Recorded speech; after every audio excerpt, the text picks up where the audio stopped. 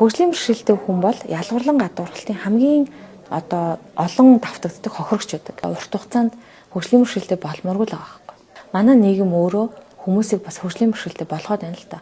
Хөгжлийн бэрхшээлтэй хүний эрхийг хамгаална гэдэг нь хүнийг сонсохоос л эхэлнэ гэсэн үг. Энэ өдөр бүгдээрээ чадхаараа олон хүнийг сонсоосоо гэж хүсэж байна. Манай улсад хөгжлийн бэрхшээлтэй хүний эрхийн асуудлаар олон ахицууд бас гарч байгаа. За хамгийн нэгдүгээр том ахицыг бол би дурдмаар байгаа нь оролцоо төлөөллийн асуудал дээр манайх бол харьцангуй бас сайжирч байна.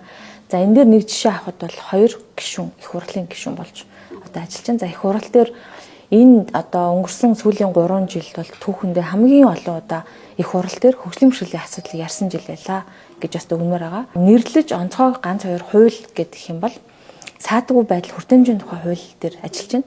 За энэ хуулийн төсөл нь ямар учиртай вэ гэхээр ер нь хөгжлийн бэрхшээлтэй хүмүүсийн хамгийн том асуудал нь гэрээсээ гарч чадахгүй байгаа тал байна гэдэг ийм шийдвэр байгаа. Тэгэхээр гэрээсээ гарахын тулд хувцас орноосоо босоод хувцас өмсөөд цай амдаа уугаад сургуультай авал сургуультай, ажилдаа бол ажилдаа явахт нь замд нь ингээд дандаа жижигэн саад бэрхшээлүүд байгааг арилгахтай холбоотой энэ хуулийн зохицуулалт байгаа. Энэ нь зөвхөн хөгжлийн бэрхшээлтэй хүн гэхгүй 0-3 настай хүүхэд, жирэмсэн эмэгтэйчүүд, ахмадууд бүгдээр нь хамаатай ийм саад бэрхшээлүүдийг зохицуулсан ийм хууль байгаа. Энэ хуулийн төсөл дээр миний бие болон баясгалан гишүүн бид нар өргөн барихаар ажиллаж байгаа. Онцлон бас тодорхойлмоор байгаа. За нийгмийн ажлын тухай хуулийг өргөн барих гэдэг яг ингээд гар үсгээ цуглуулад ингээд явж байгаа 20-од гишүүн бол нэгдэж байна. За нийгмийн ажлын хуулийн дотор хөгжлийн бэрхшээлтэй хүнд зориулсан нийгмийн ажлын үйлчлэгийг ярьж байгаа. Яагаад нийгмийн ажлын үйлчлэгийг хэрэгтэй вэ гэхээр манад ийм байгаа. За олдмолоор хөгжлийн бэрхшээлтэй болсон хүмүүс осол, гэмтэл, өвчин эмгэгээс болоод бэрхшээлтэй болчингууд манайх яаралтай туслаад амийн авраад эмчилж байгаа. Гэхдээ сэтгэлийн яаралтай тусламж байхгүй, сэтгэл зүйн хувьд бэлтгэл хөтөлбөр байхгүй учраас тэр хүн тухайн өвцөн гэмцэн тэр биеэрээ дараагийн амьдралынхаа үүргээ, дараагийн амьдралын хариуцлага энэ төр дээрээ ингээд үүргийн дүрийн зөрчил ороод байгаа гэсэн. Өөрөөр хэлбэл хүлгүү болчхоор хүүхдээ өргөж та болчлоо. Ээж байсан бол хүүхдээ олж та болчлоо гэдэг тэр хүний нөгөө нийгэм биелүүлэх хэсэг дөрүүд нь ингээ гимтээд тэгээ тэрэн дээр хүн шилжилт байхгүй. Тэгэхээр энэ дээр манай дээр нийгмийн ажилтнууд бол юу гэдэг вэ гэхээр хөгжлийн бэрхшээлтэй болсон хүнийг амьдралын янз бүрийн хүнд асуудал тулгамдсан хүнийг даван туулахад нь тусалдаг ийм мэргэжил байхгүй хөгжүүлдэг мэргэжил байгаа. Тэгэхээр энэ хуультай холбоотойгоор бас хөгжлийн бэрхшээлтэй хүний амьдралд ахицтай өөрчлөлт бий болно. Яг энэ хуулийн асуудлаар дурдж үзэх юм бол. За дараагийн бас нэг хууль бас ажиллаад өргөн барихаар зэгч байгаа нь ялгуурлан гадуурхал дарамтаа сэргийлэх хууль байгаа. За хөгжлийн бэрхшээлтэй хүн бол ялгуурлан гадуурхалтын хамгийн олон давтагддаг хохирогч байдаг. За ялгуурлан гадуурхалтыг ингээ хүмүүс ойлгохдоо би чамааг хөгжлийн бэрхшээлтэй юм чинь би чамааг үйлчлэхгүй гэж хэлж байгаа гэж ойлгоод тийм биш. Зүгээр л аливаа үйлчилгээ үйл ажиллагаа өөрөө бүхэнд нийцтэй биш байна гэдэг нь тэр үйлчлэгийг авч чадахгүй байгаа нэг хүнийг эс үлдэхгүйгээр ялгуурлан гадуурхаж байгаа гэсэн.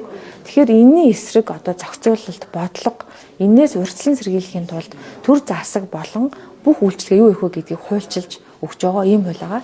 Энэ бол ялгуурлан гадуурхал дарамтаа сангид байх хууль байгаа.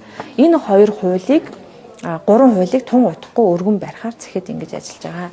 За ингээд үзэхээр үр дүн нь нэг 5 жилийн дараа хамгийн наандаж за цаатлын хугацаа 10 жилийн дараанаас бол гарах байгаа гэж бодож байна. Урт хугацаанд хөгжлийн бэрхшээлтэй болмооргүй л байгаа байхгүй. Ер нь бол хүн өөрийнхөө амьдралдаа ч тэр өөрөө эрүүл мэндэд ч гэсэн хариуцлагатай байх хэрэгтэй тий. Хүн хөгжлийн бэрхшээлтэй болж байгаа шалтгаан ч юм уу сахарын өвчин байна, хавдрын өвчин байна. Олон асуудалтай. Нэгдүгээрт хүн өөрийнхөө амьдралдаа маш хариуцлагатай байх хэрэгтэй. Хоёрдугаарт манай нийгэм өөрөө хүмүүсийг бас хөгжлийн бэрхшээлтэй болгоод байна л да. Гараад явхад зам нь байшин савн ажиллаж байгаа орчин зэрэг нь өөрөө хүний бэрхшээлтэй болгоод байгаа. За 3 дугаарт тэр өгж байгаа халамжийн мөнгө нийгмийн даатгалын сангаас байна уу, халамжийн сангаас байна уу. Энэ дээр бид нар нөгөө хүнийхээ хариуцлагатай бас уялдуулахгүй байх гэсэн. Өөрөөр хэлэх юм бол ямар хүмүүст нь халамжийн мөнгийг өгөх хэрэгтэй вэ те? Ямар хүмүүст нь даатгалын сангаас авах мөнгө өгж байгаа. Тэрийг нөгөө хүнийгээ хөдөлмөртэй болгох нь чиглэж өгөхгүй байх гэсэн үг. Тэгэхгүй ингээд жишээлбэл ингэж байгаа байхгүй юу? Хөдөлмөрийг дэмжих сангаас би зээл авъя гэхээр ажил хийдэг байх юм бол надад олдохгүй байх жишээтэй.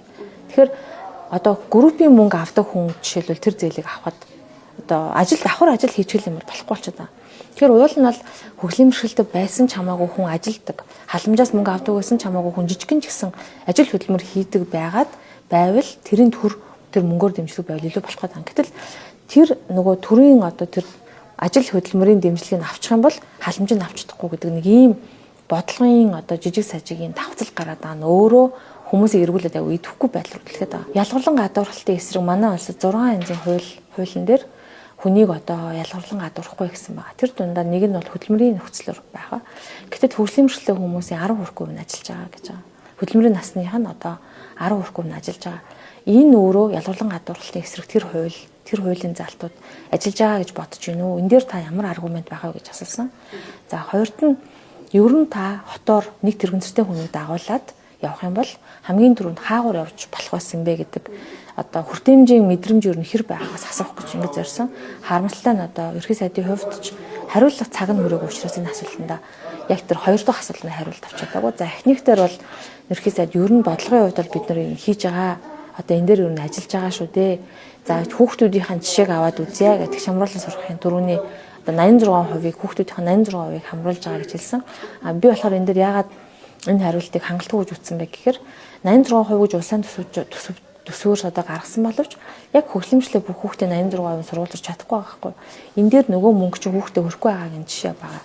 Тэгэхээр энэ мэдчилэн одоо манай одоо шийдвэр гаргаж байгаа хүмүүсийн өөрсдийнхнээс ойлголт тааруу байгааг харуулдаг. Тэр энэ нь одоо тааруу байна гэж шүүгээд тахаас илүү дараагийн асуултаар дахиад тодруулах хэрэгтэй. Өөрөө энэ одоо буруу ташаа ойлголтуудыг бид нар залруулж явахгүй бол олон улсад бид нар болж байгаа гэдэгт тайлбар өгöd амьдрал дээр болохгүй байгаа байхгүй. Хөгжлийн мөршөлтэй хүний эрхийг хамгаална гэдэг нь хүнийг сонсохоос л эхэлнэ гэсэн үг.